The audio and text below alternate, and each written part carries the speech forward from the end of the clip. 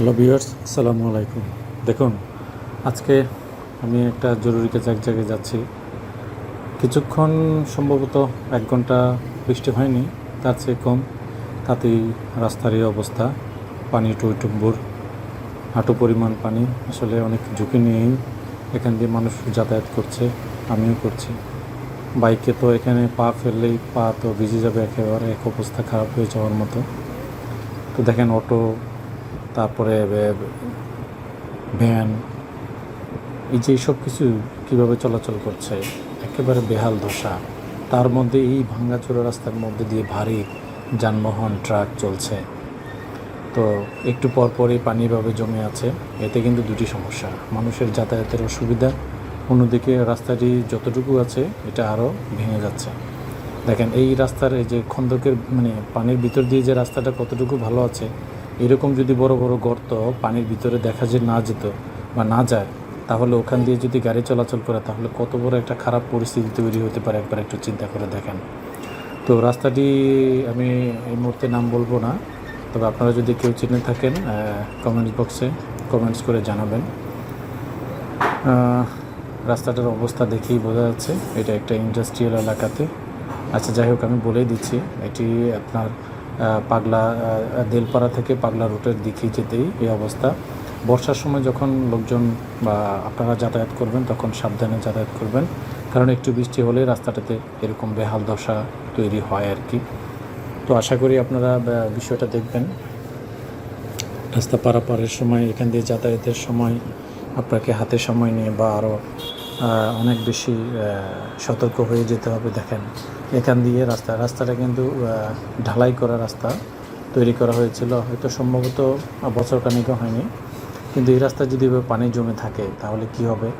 রাস্তাটা ধীরে ধীরে ভাঙতে শুরু করবে। রাস্তাটা বেশি হয়নি, আমার মনে হচ্ছে এই রাস্তাটা আরও উঁচু করা উচিত ছিল। রাস্তাটা দেখেন পানি জমে আছে। পানি জমে থাকার অন্যতম আরেকটা কারণ হলো, দেখেন রাস্তার দুপাশে যে দোকানপাটগুলো আছে, এই দোকানপাটগুলো কিন্তু একটু উঁচু। তার মানে কি, রাস্তাটা একটু নিচু হয়ে গেল। এখানে কিন্তু ড্রেনেজের ভালো ব্যবস্থা নেই যে পানিগুলো দ্রুত সম্প্রসার হয়ে যাবে বা চলে যাবে। এই কারণেই কিন্তু এখানে একটা বড় সমস্যা। দেখেন, একটু পরে কিন্তু গর্তের মতো আছে, পানি জমে আছে।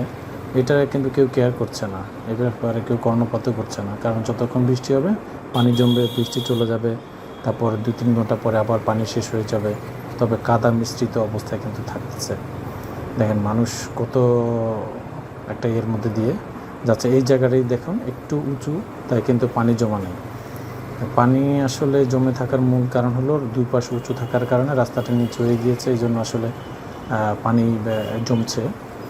এটাই মেন সমস্যা। তো আমি পাগলার খুব কাছাকাছি চলে আসছি, পাগলা বাজারের।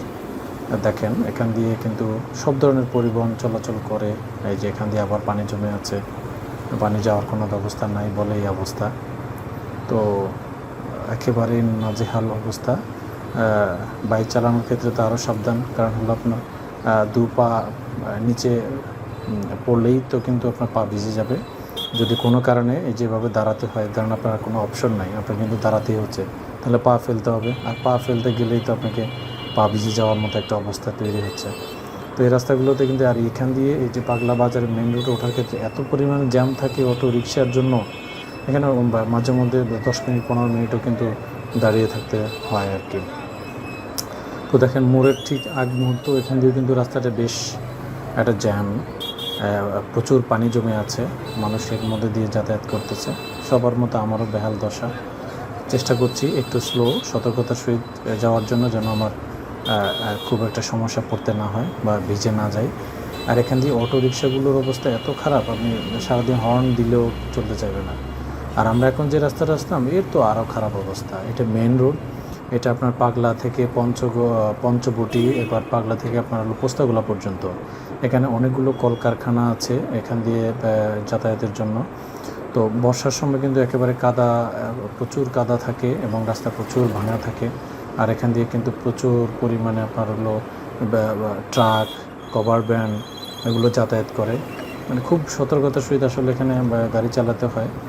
রাস্তায় প্রচুর জ্যামও থাকে মাঝে মধ্যে, যেহেতু ট্রাক চলাচল করে। দেখেন রাস্তার কি বেহাল দশা, অথচ এই রাস্তাটা দ্রুত সংস্কার অথবা আরও সাইডে আরও সম্প্রসার করা উচিত। কারণ এখান দিয়ে কিন্তু আপনার পোস্তগোল্লা দিয়ে কিন্তু পঞ্চবটি দিয়ে আপনার হলো মুন্সিগঞ্জের সঙ্গে যাতায়াতের কিন্তু একটা মাধ্যমই বলা চলে। আর এই রাস্তার দুপাশে যে কলকারখানাগুলো আছে এগুলো মূলত আপনার বিভিন্ন বড় ভারী যন্ত্রাংশ তৈরির, যেমন লোহা, রড, সিমেন্ট, এই ধরনের কলকারখানা কিন্তু এর দুপাশে আছে। তো এই জন্য এখান থেকে কিন্তু ভারী যানবাহনগুলো বেশি চলাচল করে। রাস্তাটাও খুব দ্রুতই কিন্তু আপনার ভেঙে যায়, আর চলাচলের ক্ষেত্রে আপনাকে অনেকক্ষণ অপেক্ষা করতে হয় মাঝে মধ্যে।